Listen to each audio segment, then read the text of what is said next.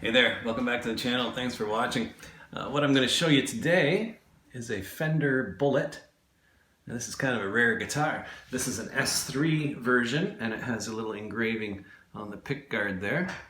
Now these were made in the USA in about 1982 to 83, which is interesting because if you'll recall, that was the first year we started to see some of the Squire guitars hitting the market, and Fender was importing those from Japan. They've now become sort of critically acclaimed as some of the best guitars you can get out there. So it's interesting that this is what Fender USA was building at the time to compete in the student market, I would say, or the affordable guitar market. Now it is thinner than a Strat, but has the general appearance of a Strat. It has a Telecaster style string through system into what looks like a Strat bridge, but it's slightly different. There's no whammy bar, it's a fixed bridge. And these are Mustang style pickups, but used in a Strat configuration, 3 single coils. So that's interesting. I do like the looks of these plastic covers as opposed to traditional.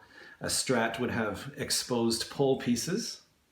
And this is a 5-way, basically a Strat pickup switch. There's your output jack right on the plate, whereas a Strat would have a separate output plate on the body. So that's a nice clean look. I do like the fact that it's sort of really clean looking. It does look a bit budget, as we're all used to seeing student guitars being a touch smaller, but it doesn't feel budget. You know, this is a well-made guitar. This is a solid maple neck. There is not a separate fingerboard on there, and you can see there's a little clue that there's a truss rod in there, and indeed there's a skunk stripe, although it is maple on maple, so not really called a skunk, I guess. I'm not sure what you would call that.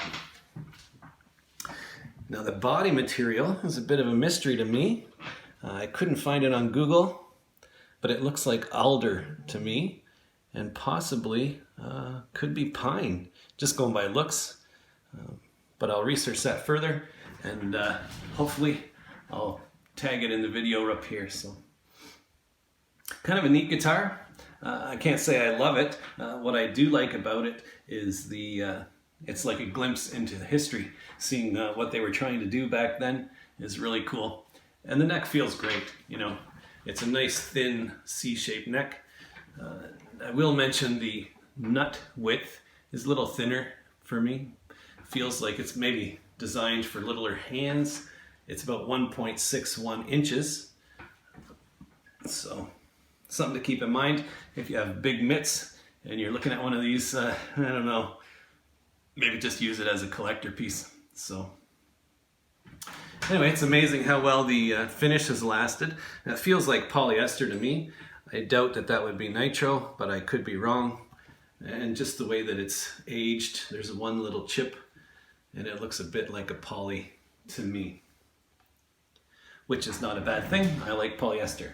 So that is all there is to mention about this. The strap pins look to be replacements on this particular guitar. And there is a hard shell Fender case with this one, so I assume they must have came with that, which is a nice touch as well. So I'll run it through some sounds. Thanks for watching, and check out my other videos. Okay, cheers.